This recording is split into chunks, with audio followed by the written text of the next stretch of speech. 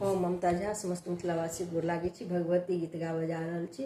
जय गीत के रचना आदरणीय अशोक मिश्र भाईजी केने छथिन। नीत दिन आही के चरण हम से बलाऊं, तैयो किए देलां दूत कारिये मैया,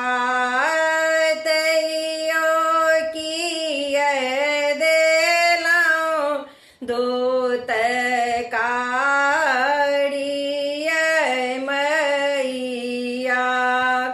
छी हम दौड़बल ज्ञान बल धनहीन, लियो आबो हमरो सम्हारिये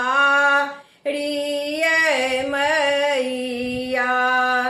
दुख केर बादरी सा छाल जीवन, दुख केर बादरी सा छाल जीवन, सुख केने कोनो छै फुहारिये मैया।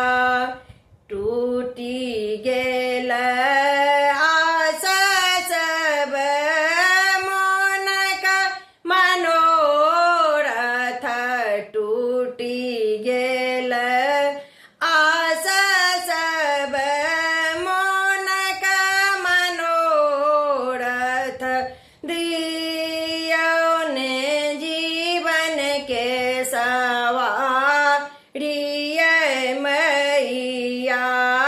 एना किए देलां दूत कारिये मैया, लियो आबो हमरो सम्हारिये मैया। भव केर सागर में फसल पड़ल छे, भव केर सागर में फसल पड़ल छी, नाही भेटे कोनो की नारिये मैया, नाही भेटे कोनो की नारिये मैया। करुणा के हाथ बढ़ाऊ हमर दिस, करुणा के हाथ बढ़ाऊ हमर दिस, जूनी दियो हमरा बिसराइये मैया। जूनी दियो हमरा बिसराइये मैया।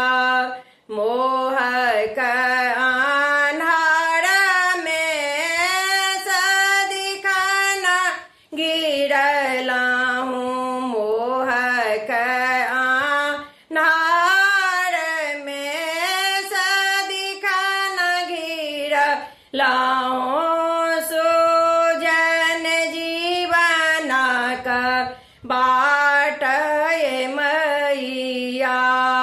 जग कछला हम बहुताही देखला हूँ, जग कछला हम बहुताही देखला हूँ, लियो अशोक के स्वीकारिये मैया। एना किए देलां दूत का रिये में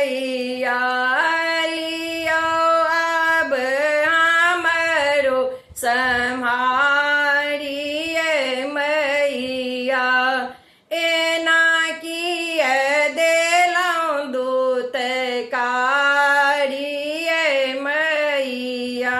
धन्यवाद।